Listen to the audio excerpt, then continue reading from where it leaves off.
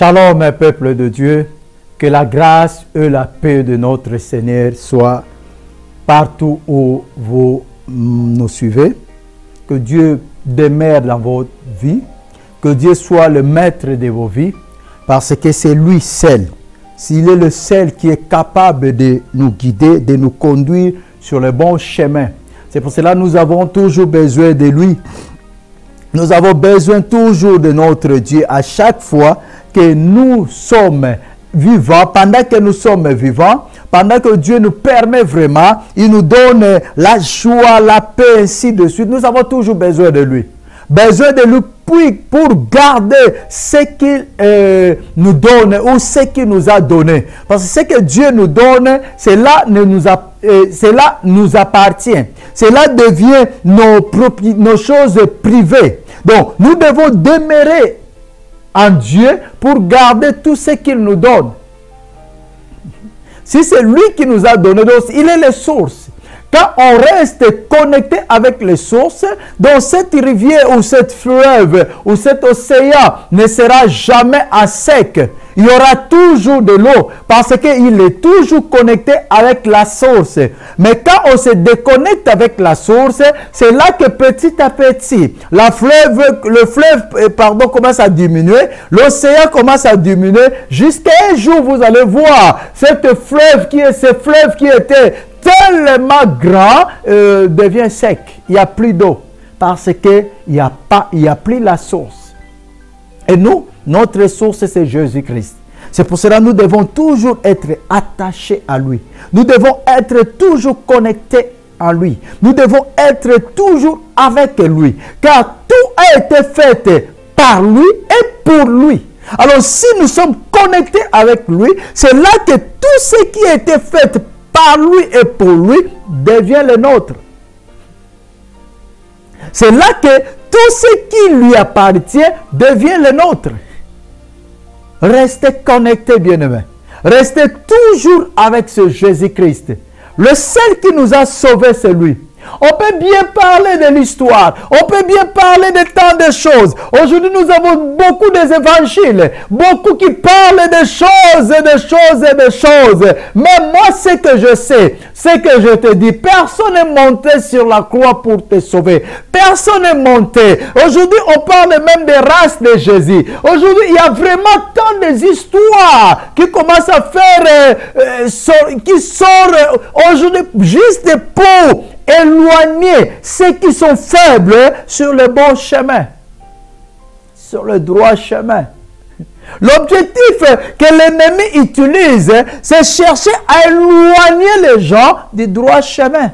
C'est pour cela qu'il y a tant d'histoires. On parle de la race de Jésus. On commence même, il y a certains qui disent même, commencent à dire même qu'il n'était pas crucifié. Il y a ceux qui disent mais il n'était pas né. Il y a tant des histoires. Mais l'objectif de toutes ces choses, c'est pour égarer les faibles. C'est pour cela, bien-aimé, comme Paul dit à Timothée, ne restez pas dans le dispute inutile. Ne passez pas le temps dans discussion inutile qui ne porte rien, de vaines discussions, de vaines paroles, de vaines raisonnements, de vaines choses. De chercher à comprendre quelque chose qui sera plus que toi. Tu ne comprends pas ce qui est facile à comprendre et tu commences à chercher à les comprendre. Beaucoup sont séduits et ils sont allés dans le mal à cause de ça. Ils ont abandonné le droit chemin, ils ont abandonné le bon chemin à cause de vaines discussions, à cause de vaines paroles. Car ces gens-là savent comment séduire le faible. Et ils t'amènent dans des choses compliquées que tu ne vas rien comprendre et tu vas commencer à douter même de ce que tu connais, à douter même de ta connaissance. Et à la fin, tu t'éloignes du droit chemin. C'est ça l'objectif de l'ennemi. Résistez-lui comme la Bible dit. Résistez-lui comme Pierre dit. Résistez-lui. C'est la seule chose que nous devons faire. Parce que le temps que nous sommes, nous devons comprendre que c'est la fin du temps. C'est le temps où les séducteurs sont sur le terrain. C'est le temps où les séducteurs sont tellement nombreux. Ils viendront avec des démonstrations. Ils viendront avec tant d'autres choses pour séduire les enfants de Dieu et surtout ceux qui sont faibles. Résistez-lui et ne passez pas ton temps à faire de vaines discussions, de connaissances. Non, passe plus ton temps à lire la parole de Dieu. Donne-toi du temps à lire la parole de Dieu. Cette année, c'est l'année de la lecture de la parole de Dieu. La lecture de la parole de Dieu te poussera à prier comme la Bible nous le dit. Prier. C'est très important. Car aujourd'hui, je veux dire, tout le monde prie. Tout le monde prie. Même ceux qui ne sont pas chrétiens prient. Il y a ceux qui prient les idoles. Parce que la question c'est là. Tu pries qui? Tu adores qui? C'est ça la question. Comme on avait parlé l'autre fois, cette femme a dit à Jésus, nos pères ont adoré sur cette montagne. Nos pères priaient sur cette montagne. Nos pères louaient sur cette montagne, ainsi de suite. Mais seulement ils adoraient qui? Ils priaient qui? Parce qu'aujourd'hui, tout le monde a quelque chose à prier. Il y a ceux qui prient les idoles. Il y a ceux qui font quitte dans leur maison. Ils mettent les statues, ils mettent des choses et ils commencent à prier. Priez. Priez. Ce que le Seigneur nous avait dit. Priez. Veillez et priez pour ne pas tomber dans la tentation. Mais priez qui? Et comment prier? Comment prier? Parce que oui, tu peux prétendre prier Dieu. Tu peux prétendre adorer Jésus. Oui, c'est une bonne chose. Mais comment tu le fais? Comment tu pries? Quel est ton état? Quelle est ton attitude? Tout cela compte dans nos prières. Tant de prières ne sont pas exaucées à cause de ces choses. À cause de ces choses. Nous allons lire ces passages dans le livre de Matthieu. Matthieu 6. Matthieu chapitre 6. Et nous allons commencer au 5e verset. Matthieu 6, 5.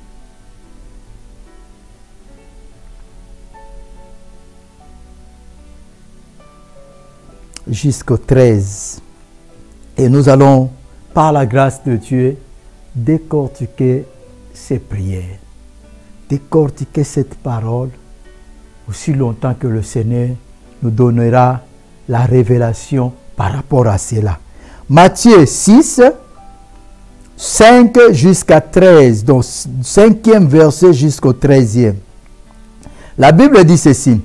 Lorsque vous priez, ne soyez pas comme les hypocrites qui aiment à prier debout dans les synagogues et au coin de rue pour se montrer aux hommes. En vérité, je vous le dis, ils ont reçu leur récompense.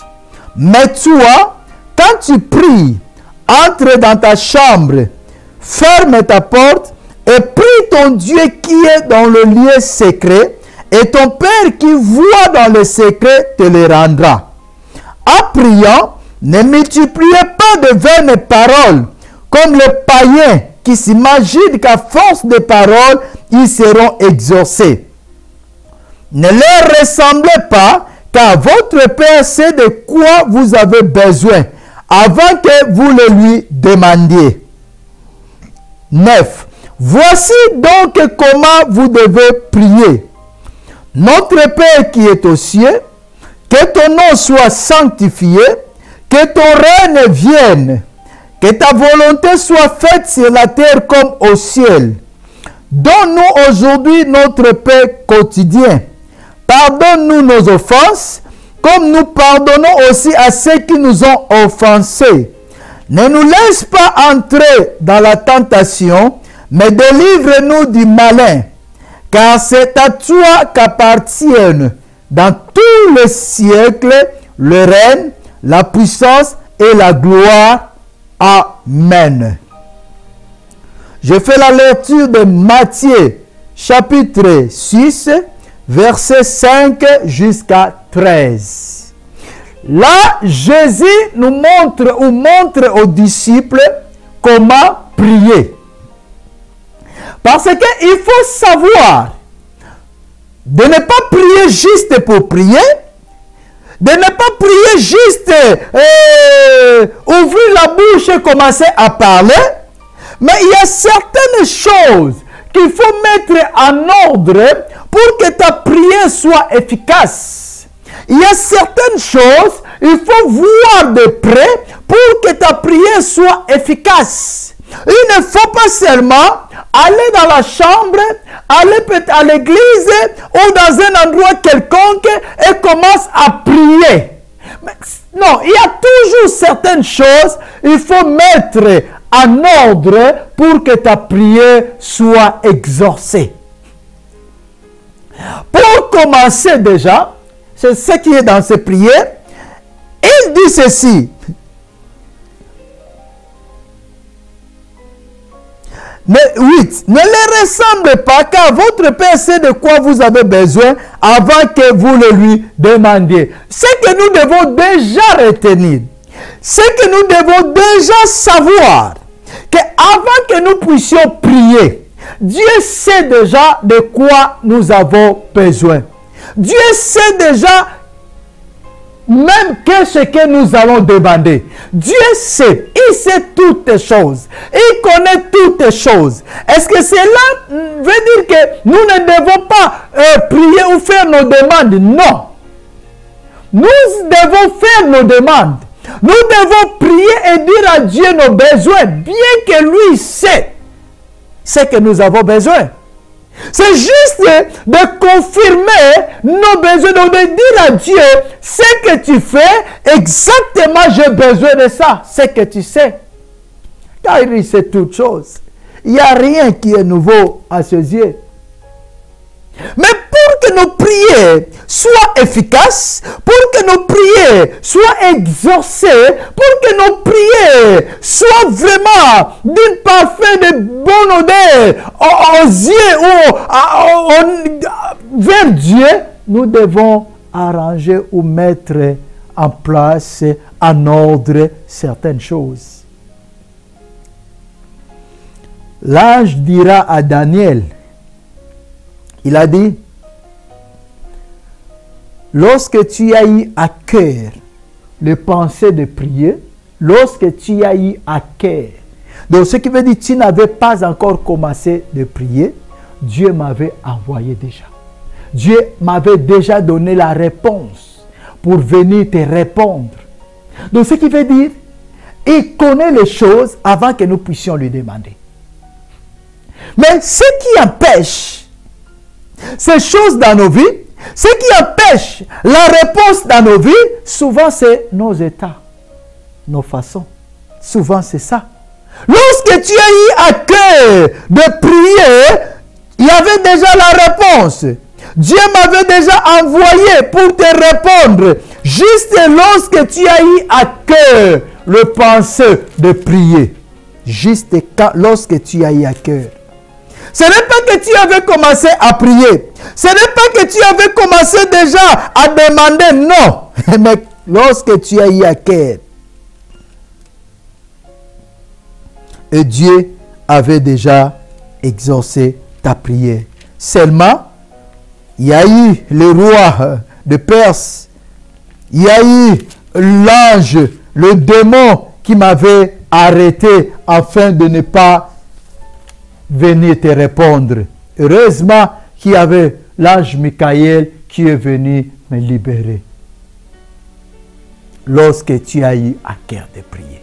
Et ici la Bible nous dit, lorsque vous priez, ne soyez pas comme les hypocrites qui aiment à prier debout dans les synagogues et au coin des rues pour se montrer aux hommes, en vérité, je vous le dis, ils ont reçu les récompenses. Cela veut dire quoi? Jésus commence à mentionner les obstacles de nos prières, les obstacles de nos exaucements, les obstacles, les choses qui empêchent que nos prières puissent percer. Lorsque vous priez, ne soyez pas comme les hypocrites. Premier obstacle, c'est ça, l'hypocrisie dans la prière. L'hypocrisie dans la prière. Vous savez, un hypocrite, c'est quoi? Un hypocrite ou l'hypocrisie a comme définition fait de déguiser son véritable caractère, d'exprimer des opinions, des sentiments qu'on n'a pas. Un hypocrite, c'est celui qui dissimule sa véritable personnalité. C'est quelqu'un qui dit une chose, mais il fait une autre chose. C'est quelqu'un qui se présente à double face.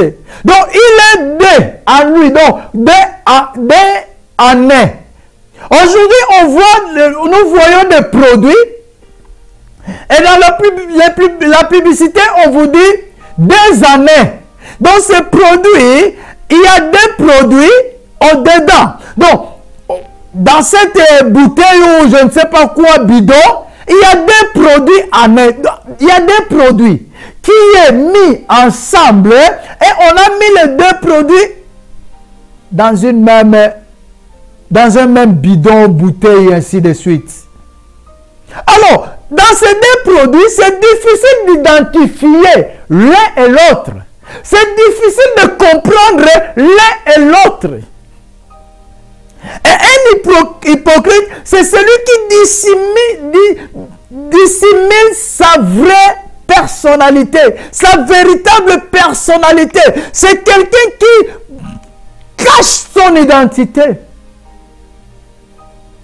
C'est quelqu'un qui fait montrer aux gens une chose, mais en vérité, il est une autre chose. Et nous avons ce caractère aujourd'hui dans les églises.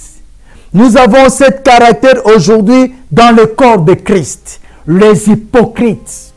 Lorsque vous priez, ne soyez pas comme les hypocrites qui aiment à prier debout dans les synagogues et au coin des rues pour se faire montrer aux hommes. Ils aiment prier dans les rues, ils aiment prier dans des coins, ils aiment se faire montrer aux hommes qu'ils prient beaucoup. Or, en vérité, ils ne prient pas Dieu. Ils font montrer aux hommes. C'est différent, prier Dieu et faire montrer aux hommes que je prie. Parce que dans cet état-là, tu pries qui? Ce n'est pas Dieu. La réponse est claire. Jésus a dit, ils ont déjà les récompenses. Parce qu'ils ne prient pas Dieu. Et il fait montrer aux autres que moi je prie beaucoup. Ce n'est pas le fait de le faire public, non. Ce n'est pas le fait de le faire dans les synagogues, non. Ce n'est pas le fait de le faire debout, non. Mais le fait, c'est l'intérieur. Ce qui est à l'intérieur de l'homme. Et il prie pour faire montrer aux hommes qu'il prie beaucoup et non à Dieu. Or, la prière, c'est un dialogue entre l'homme et Dieu. Si tu fais montrer aux autres que tu pries beaucoup, cela veut dire que tu n'as pas un dialogue avec Dieu. Il n'y a pas un dialogue avec Dieu. Il y a un dialogue avec les hommes. Donc tu fais montrer aux hommes que tu pries beaucoup et non à Dieu. Il y a ce comportement hypocrite dans les églises aujourd'hui. Les gens prient et prient à haute voix et prient avec des paroles sublimes. Lorsqu'ils ouvrent la bouche pour prier, vous voyez vraiment que c'est un ange. Mais en vérité, il le fait pour impressionner les hommes. Il ne fait pas pour impressionner Dieu. De toutes les façons, on n'impressionne pas Dieu. Dieu est touché seulement quand il voit nos cœurs sincères. Quand il voit nos cœurs vraiment sincères, c'est là que Dieu est touché. Mais il n'est pas impressionné parce qu'il nous connaît. C'est lui qui est notre créateur. Il connaît de quelle matière nous sommes. Il connaît tout. Ne soyez pas comme les hypocrites. Ne soyez pas ceux qui dissimulent leur identité. Ne soyez pas ceux qui font voir aux hommes qu'ils sont parfaits. Ne soyez pas ces gens-là. Ça, c'est déjà le blocage dans la prière. Tu entres à l'église, tu entres dans ta maison, je ne sais pas où, dans un endroit, tu regardes d'abord les personnes qui sont là, tu regardes les personnes d'abord, tu ne regardes pas Dieu, parce que tu veux impressionner les hommes. Des prières avec objectif. Tu viens, tu as un objectif à atteindre, tu veux quelque chose, alors tu dissimules ton identité, tu veux faire comme si il y a un saint qui prie, il y a un saint qui est là. En vérité, tu as besoin de quelque chose, tu as besoin d'impressionner quelqu'un, tu as besoin de te faire voir aux hommes et non à Dieu. C'est ça l'hypocrisie. On prie Dieu, mais tu veux que les hommes, les humains sachent que tu pries beaucoup. Non, ça c'est l'hypocrisie. Parce que ce n'est pas la longueur, ce n'est pas le temps de la prière qui compte. Ce n'est pas des journées de prière qui comptent, mais c'est l'état de l'âme qui compte. Tu peux rester des années dans la prière. Raison pour laquelle nous voyons aussi les sorciers à l'église. Ils viennent aussi prier, non? Les sorciers. Ils restent sorciers, ils viennent prier. Ils prient qui? Ce n'est pas le temps, ce n'est pas des heures, ce n'est pas je ne sais pas quoi qui compte. Je donnais l'exemple de mon pays dans l'épisode précédent. C'est là où les gens prient beaucoup, c'est là où les gens gênent beaucoup, c'est là où les gens connaissent vraiment le mot, la phrase « aller aux montagnes ». Parce qu'il y a des montagnes et des montagnes. Et des fois, vous allez dans ces montagnes, vous voyez, c'est rempli, il n'y a même pas de place. Les gens sont pleins, ils prient. Mais quels sont les résultats? Quels sont les résultats? La prière d'1 minute peut avoir plus d'efficacité que la prière de 10 jours, accompagnée de jeûne. Si l'État... C'est l'hypocrisie. Faire montrer aux gens que notre église gêne beaucoup. Faire montrer aux gens que moi je prie beaucoup. Je gêne beaucoup. Moi ma vie c'est la prière. C'est pour faire montrer aux gens. C'est donner même des publicités. Moi ma vie c'est la prière. Du matin au soir c'est ma prière. Tu vois la personne quand il parle. Tu vois vraiment que c'est saint. Cette personne est sainte. Mais en vérité c'est une sorcière ou sorcière. Impressionner les gens. L'hypocrisie dans l'église. Vous gênez, vous priez avec des hypocrites. Ils sont là que pour impressionner les gens. Ils sont là que pour se faire montrer aux gens qu'ils prient beaucoup. Mais en vérité, dans son cœur, ils pensent à la maison. Pendant que sa bouche loue, alléluia, son cœur est à la maison. Son cœur est je ne sais pas où. Son cœur, il pense déjà à ce qu'il va faire après. Donc, il est loin. Hypocrite. Double identité. Et pendant ce temps, il est en train de prier en langue formidable. Vous voyez, ça ne s'arrête pas. Les mots ne manquent pas. Vous pouvez rester là depuis le matin jusqu'au soir. Le mot ne manquera jamais. Il continuera. Mais dans son cœur, il est loin de vous. L'hypocrisie dans la prière. C'est pour cela que nous voyons beaucoup de prières, mais peu de résultats. Beaucoup de temps dans la prière, mais il n'y a pas. On ne voit rien. Comme résultat. Et des fois, il y a ceux qui se fortifient encore pour dire que Dieu connaît. La Bible dit, quand vous priez, sachez que vous l'avez déjà réussi et vous le verrez s'accomplir. Amen. Des années, vous ne le voyez pas s'accomplir. Des années et des années, la chose ne s'accomplit pas. Quel est l'état de ton cœur pendant que tu pries? Est-ce que tu es celui qui vient impressionner Dieu? Tu es celui qui vient impressionner les hommes?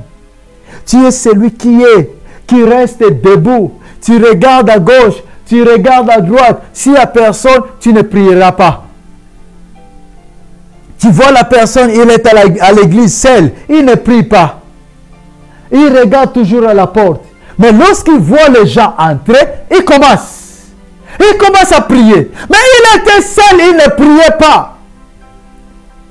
Il y a les gens, ils prient seulement à l'église quand il y a les gens. Mais dans sa maison, il ne prie même pas. Dans sa maison, il ne prie pas. Quand il est seul, il ne prie pas. Il prie qu'avec les gens. Il prie qu'ensemble. Mais quand il est seul, ou elle est seule, elle ne prie pas. Les hypocrites, ne soyez pas, quand vous priez, ne soyez pas comme les hypocrites qui aiment à prier debout dans le synagogue et au coin des rues pour se montrer aux hommes. Leur objectif, c'est seulement que les hommes puissent voir qu'ils prient beaucoup. Et ils ont déjà leur récompense. Leurs prières ne seront jamais exaucées, bien-aimés. Jamais. Jamais, parce que Dieu voit le cœur. Si tu veux prier le Dieu vivant, il faut que ton cœur, il faut prier avec ton cœur et non avec ta bouche. Et aujourd'hui, nous avons que les gens qui prient avec leur bouche. Donc, le cœur est différent de ce que la bouche dit. Or, la prière, c'est mettre en accord le cœur et la bouche. Quand le cœur, la bouche fait sortir ce qui est dans le cœur, c'est ça la prière. Jésus n'avait pas dit qu'il ne faut pas prier dans les synagogues. Jésus n'avait pas dit, il n'a pas interdit qu'il ne faut pas prier dans le coin, non. Mais il a dit, ne soyez pas comme les hypocrites. Il parlait plus de pharisiens. Parce que le pharisien, il priait pour se faire montrer. Priez dans le coin de la rue, même à haute voix. Priez à l'église à haute voix. Mais il faut que ce soit dans ton cœur. Que la bouche parle ce qui vient dans le cœur. Si la bouche ne parle pas ce qui vient dans le cœur, tu es classé dans les catégories des hypocrites qui aiment faire montrer aux gens qui sont super meilleurs à prier. Comment prier? Comment prier pour que la prière soit exaucée? C'est être sincère avec Dieu. Être sincère avec ton cœur. C'est ça la prière. Et non, ton cœur parle une chose et ta bouche parle une autre chose. Ça, c'est l'hypocrisie que nous vivons, surtout dans ces temps-ci, dans les églises. Que Dieu vous bénisse, bien-aimés. Nous allons nous retrouver à la prochaine fois et nous allons continuer toujours dans ces lignées de la prière. Car nous avons besoin que nos prières soient exaucées. Que la paix de l'Éternel demeure dans vos vies et que Dieu soit le centre de notre vie dans le nom puissant de Jésus-Christ. Amen.